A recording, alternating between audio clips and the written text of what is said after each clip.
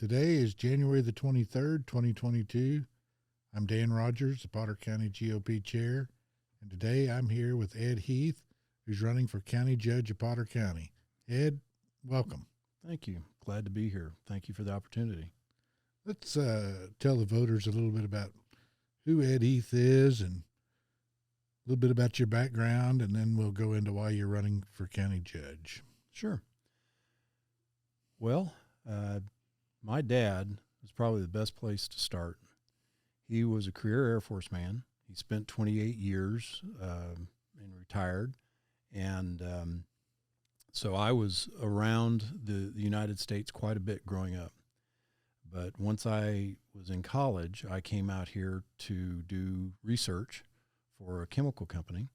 And I ended up staying out in this part of the country. In fact, once I graduated from college, I came back out to this area. And after that, I was in business for myself up in Dalhart. I had a couple different companies that I ran. And then through different situations, I ended up coming to Amarillo and getting in the computer business. And I worked for several different retail computer companies. From there, I went into working for Pantex. And I spent the last 20 years working for Pantex, doing information technology and cybersecurity.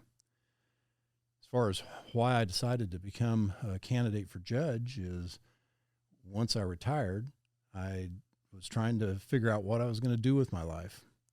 And through a sequence of events and listening to prayers, God told me that maybe I needed to look into politics.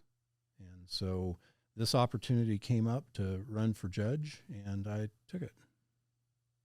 Very good. One of the hardest things that I see is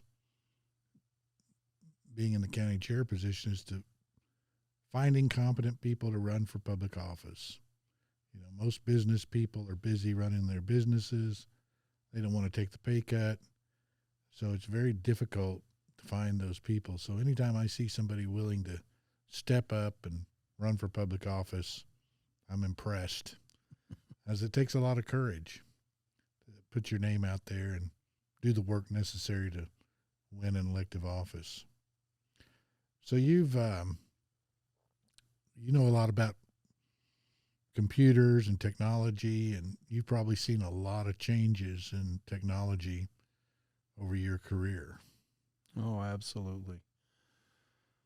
You hear stories of people who started out using punch cards to program computers that were the size of the building that we're in right now.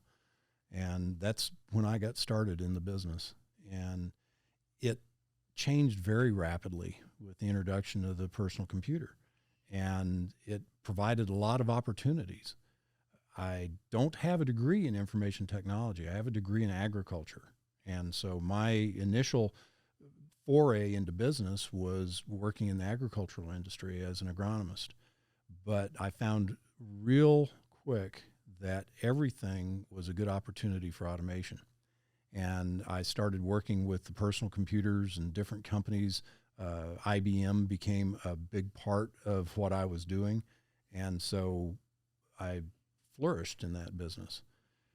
Worked in Dallas for just a little bit. Then from there came back to Amarillo, and I've been here ever since.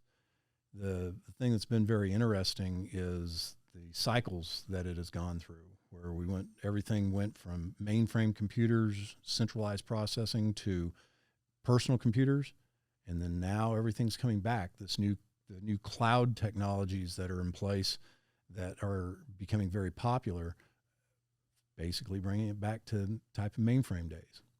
So it's been a very interesting career. I've done well, and I've had a lot of experience not only in the technology side of information technology, but in management.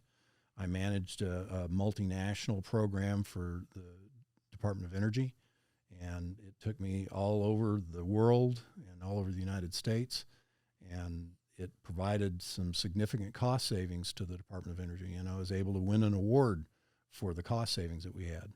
So I'm pleased with my career. But now I'm very interested in expanding that into the political arena. So why did you choose to run for county judge as opposed to one of the other offices? Well, in looking at what the county judge does for their primary function, it's administration of the county and administration of the county offices, so all the department heads and so forth. And I have worked with very similar organizations at a governmental level as a subcontractor, not as a government employee, to administer and be a steward over the money that the people have entrusted with these different agencies. And after looking at what has happened within the county, I felt that there was a good opportunity to bring a little bit more discipline, if you will, into the management of the county, and to possibly prevent excess spending. I'm not going to say wasteful, but I will say excess spending that could stay in the hands of the taxpayer. So Potter County got hacked a few years ago. Are you familiar with that situation? Yes, I am. With what information that the county released, I'm aware of it. What do you think happened there? Well, I guess could it have been prevented? There's an old adage about an ounce of prevention, and I think that is where this probably could have been prevented. It was a phishing attack that ended up being spread throughout the county, and I think anyone could be subject to a phishing attack, but it boils down to awareness on the part of the users and I guess, sorry, I'm going to have to stop on that one. I lost my train of thought.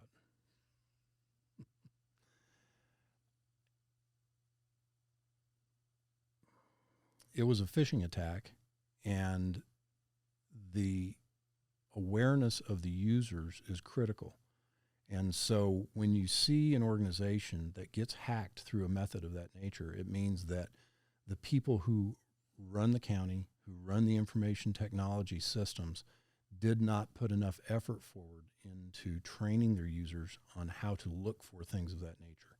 It also shows that they weren't prepared in their back-end systems to be able to counter those methods and capture the nefarious actors before they cause damage to the county.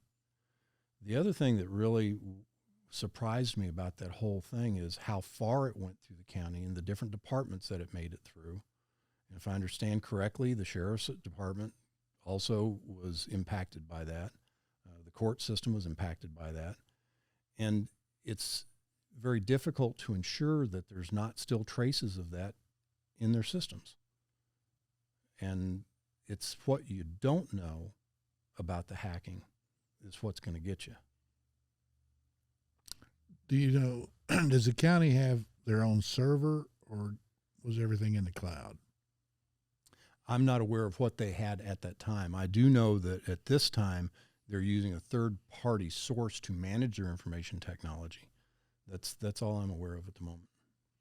Is it better to have your own server or to use a cloud server? That's, I think, a matter of opinion. Security is all based upon the primary protections that you have are physical security. So if your servers are in your possession, I think that there is an advantage to that. The cloud providers that are out there, whether it be governmental cloud providers or private cloud providers, they do provide you certain mechanisms to be able to protect your systems, but it still is incumbent upon the owners of that data to ensure that all those protection methods are employed and maintained. So the cloud is not going to do anything necessarily for you in that regards other than bringing additional resources if you're willing to pay for them. But it still requires a lot of maintenance on the part of the data owner to ensure that they're protected. Yeah, I've often wondered if things are starting to go back to where people it's gone to the cloud, and is it going to come back to individual servers again? Like I mentioned earlier, I think it goes through cycles. The problem we're seeing with the cloud providers is that to be ubiquitous to all of the people that are wanting to use their services, it ends up providing avenues for different people to be able to hack into their system. And they're getting so sophisticated that they can't check everything in the cloud. They can't be sure that all of those avenues are protected. And so they do their best, but it's not always the same. So I think the tendency for people to bring their systems back in-house, it's probably a high probability that that will happen. Whether the county does it or not, I don't know. It's easier to outsource than it is to try and manage it yourself. That's true. Doesn't mean it's gaining you anything, though. And usually it costs a lot more. So what other reasons are you looking at to that you think you can affect as the county judge where you can have a positive impact? Well, one of the biggest things that I would like to see is more input to come from the citizens of the county, and for the elected officials to listen to that and impart changes to the county based upon what the voters are saying, not based upon what the government thinks is the best for the voters. So being able to reach out, talk to people in the community, and structure ways of implementing their needs is something that I would want to do different, because the current county administration seems like they have this attitude of they know what's best for the people. And that's not what our government was meant to be. It was supposed to be of the people and for the people, not the government, on top of the people. So that's one. The other thing is to try and control how much overreach the government has.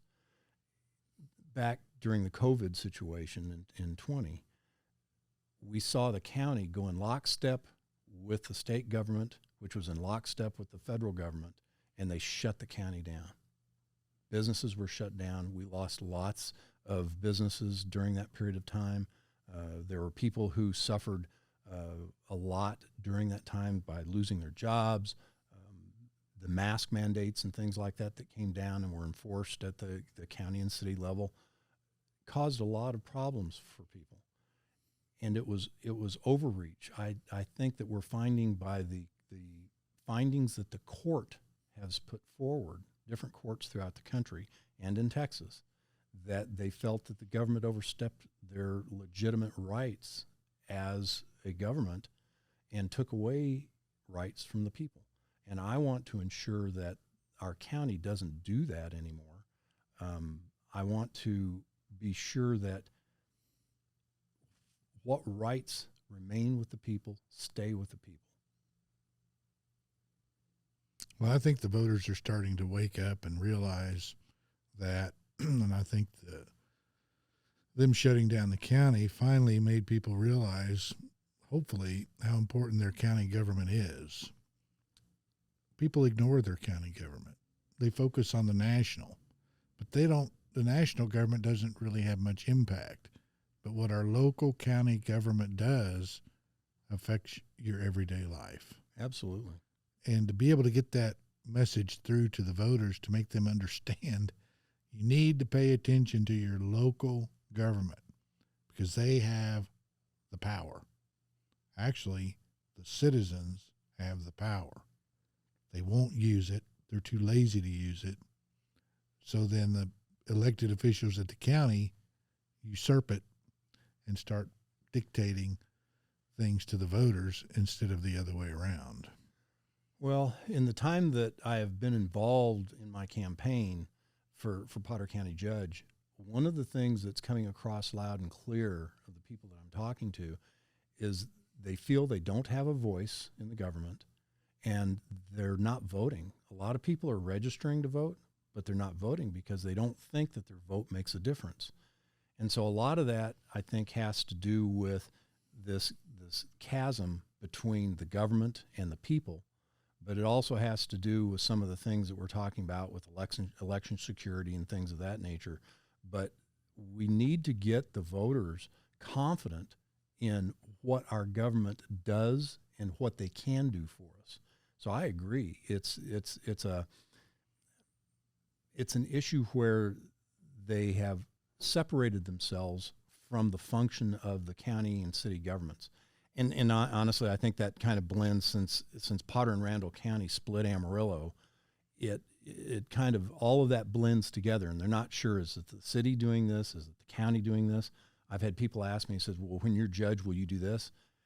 And it may be a city function. So you have to educate them. Mm-hmm. And so I think part of the job that we find in a campaign is not only telling them what we're going to do, but educating them on the processes and what we're capable of doing, or what we should even be authorized to do as a government. Yeah, a lot of people just don't know how the system works. No. And hopefully we can all work together to help educate the voters. There are people that want to know. One of the things I'm finding when I go out to these meet and greets as a candidate is there are the established political people within the county, but then there are young voters that are just now stepping into it and getting engaged in political activity. They're volunteering for different organizations, they're volunteering for candidates, and they're engaged. They want to learn. Mm-hmm. If we can get that to spread through the voters, then I think it's going to really help us long term. I think it's critical for us to build up our nation from the ground up, which means, local government entities, city, county, and then up through the state and national level. We saw what happened in the previous national administration of the resistance that the president got to changes that he wanted to implement. That's always going to be there. We have similar things at the local level, but we have the ability to implement change easier at the local level than we do at the national. So if we can start making a groundswell of change at the local level, it's going to impact what happens to our nation as a whole. That's right. If everybody would take care of their county, the nation would take care of itself. Exactly. It's that simple. Mm-hmm. But people have to be engaged. When I go to the county commissioners meetings, there's hardly any citizens there. And that bothers me. The people need to go and see what their county commissioners and county judge is doing. Yep. And do you have any ideas on how to get people engaged to start coming to those meetings so they know what's going on? I guess they put it online, but I don't know if anybody watches it. Well, for 20 years, because of the job that I was in, I specifically stayed out of the political arena. I was not really allowed to get in the political arena. And so I'm just as guilty as the next voter as to not knowing how things worked. And I started going to the county commissioners meetings, and I started going to all of these different events and so forth going in town of where there were people bringing forward ideas on how our government should be ran. And it opened up my eyes. One of the things that I think is a problem is that our county commissioners meetings during working hours during the day. Mm-hmm. I don't know about you, but, up until the time I retired from Pantex, I had a job. I couldn't take off from work very easily to go to things like this. They need to make their meetings where they're making decisions on behalf of the people available in times that they can be there. That's something that's important. I'd hate to say that our county judge and our county commissioners need to spend some time after hours, because I'm sure they do things for the county after hours, but the voters and what the voters see and have to say is more important than the convenience of when they work. Well, if they're paid a salary, there is no after hours.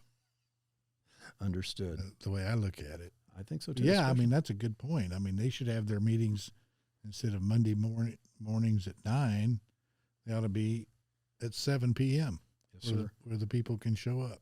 And they need to have them in a venue that will allow more than 20 or so people to show up. Where the county commissioner's court is today, it's very crowded. Yeah. The audio is horrible. It's not really well set up to support public participation.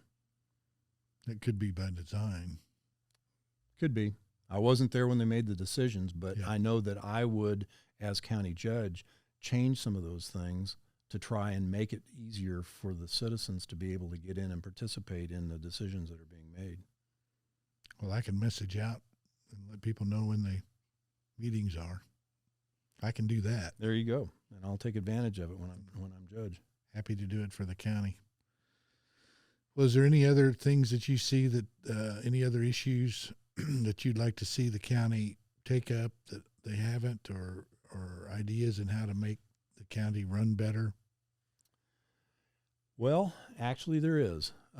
It comes back to the financial side of it, but right now, most governmental entities use a baseline budgeting process. Mm-hmm. And the baseline budgeting process is simple. It says, at the end of the year, if I have money left, I spend it. Because if I don't spend it, they'll take it away the next year. And so they go forward with the next year's budgeting process based upon the dollars that they had from the previous year. That doesn't give an opportunity for anyone to cut back on spending. If you do a zero baseline budget, where you start with $0 in everyone's budget, and you make each department head justify each dollar that they spend, you have better control over their expenditures that coming year. So you don't make an assumption that you're going to have the same money that you had last year. You've got to justify why you're spending that money. And if I was elected judge, that's one of the things that I would bring into place is zero baseline budgeting. Sounds like a really good idea. Well, that's something that I learned after working with the government for 20 years is that if you give them the dollar, they're going to spend $1 plus. And I think that I, as a Potter County resident, am getting exhausted spending more and more of my dollars on taxes, and I'm not seeing a return to me, at least in my part of the county. If you look at the north side of the county, you look at the barrio, you look at the different organizations that aren't downtown, there's no money going out to those. There's very little money. It's all being focused on the downtown area. We're building a $50 million district courthouse, and that's the basis of the estimate right now, and that was from several years ago. I'm sitting there thinking to myself, why are we spending that much money? If I understand it correctly, when they were looking at it, they had an estimate for $17 million to refurbish the existing district courthouse. And that courthouse is not that old. So I'm just concerned about how much money is being spent. And I think the only way we can do that is to look at it from a dollar by dollar perspective with that zero baseline budget. Yeah, that's $33 million difference. It is. That's a third the cost. Well, and if you go back and look, in the last 8 to 9 years, the debt that the county has accumulated has gone up 1,072%. Wow. They started out with about a $6 million debt load, and now it's almost $80 million. Wow. Since you got me rolling on that, let me say something else about the debt. The debt was incurred by the county without a vote of the people.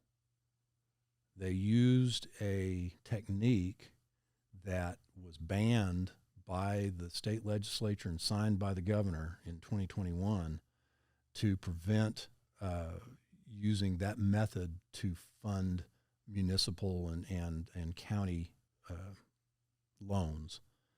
So I think it's important for us to allow the voters to be able to approve whether or not the county goes into debt.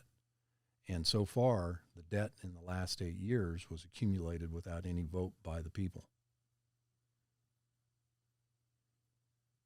So how are we going to pay all that debt back? By your taxes.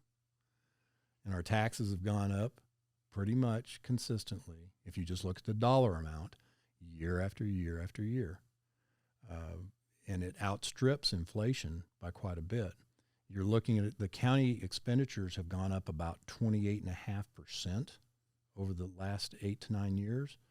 And the cost of living increases in the United States have only gone up 17%. And that's an approximate. I don't necessarily think our cost of living in the Panhandle has gone up even 17%.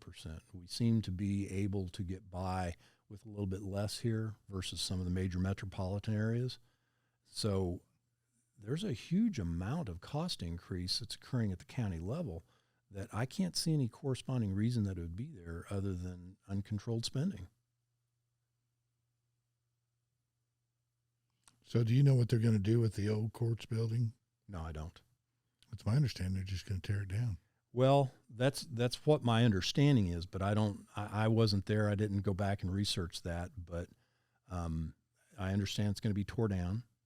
And so we're losing, I think they spent $20 million on that building originally, and we're losing $20 million investment. It's just going to be tore down into crushed concrete. Which makes the cost of the new building $70 million, effectively. Effectively, if you look at the cost per foot, you're right. It does. I was very upset when I found out that they were building a new district courthouse. I installed the first computer system in the current district courthouse, and so I remember when that building opened up fresh, and I was very proud of that building, and I was proud of the county. And to just let it go and be torn down like that, to me, is a shame. And it's definitely, I think, a waste of taxpayer money. And it's money that I don't have as a taxpayer. And in fact, now that I'm retired, I'm on a fixed income, so I can't afford to increase taxes. I think the mentality that politicians, elected officials get after they've been in office a while is, oh, we'll just raise taxes. I mean, I've heard that come out of their mouth. I've nearly fell out of my chair when I've heard it. It's like, no big deal. Oh, do we need to raise taxes? Oh, we think we're okay this year. They have no qualms about it. And that bothers me. It bothers me too. And if we look at the fact that we have an aging population, there's more and more people who are getting to the age that they're retiring and being on fixed incomes. There's nothing that's going to keep them from seeing their taxes go up. And it's interesting because in the same period of time that our taxes have been going up, pretty much consistently, the tax rate has gone up except for 1 year in the last 9 years. The valuation of our property has skyrocketed. Mm-hmm. So why, if the valuation is going up and the tax rate's going up, are we going into debt so much? Things are just not lining up correctly. Yeah, to me, it should be the opposite. Exactly. Over time, you should be able to spend less money because you get efficiencies, you get things straightened out. It should cost you less, or you should get to a certain point where it doesn't cost you more. Well, I'm going to give them some leeway in the fact that the cost of goods has gone up over the last 9 years, but not at the level that they're increasing their expenditures. I guess what I'm trying to get at is it's the price of goods due to inflation, mm-hmm. which is a government-induced event. So the money is worth less. Mm-hmm. So they're effectively stealing your property with inflation. It's just a way they can take your money without you knowing it. Correct. No, that's at a federal level. We don't have a lot of control over that, but the taking of your money is happening right here. I can safely say that the tax bill that I have gotten since I've been owned that piece of property that I live on right now for over 29 years, my taxes haven't gone down. I'm spending more and more money every year. And I'm not seeing a return back to the people for the investment that they're making in the county. Yeah. Well, I guess I better let you go knock on doors and take advantage of this nice afternoon out there. Yes, sir. Thank you for coming by and appreciate your time, and good luck on the campaign. Well, Dan, thank you. I appreciate it. And I hope everybody listening to this that is in Potter County will vote for me this year, because it's time for change. Sounds good. Thanks.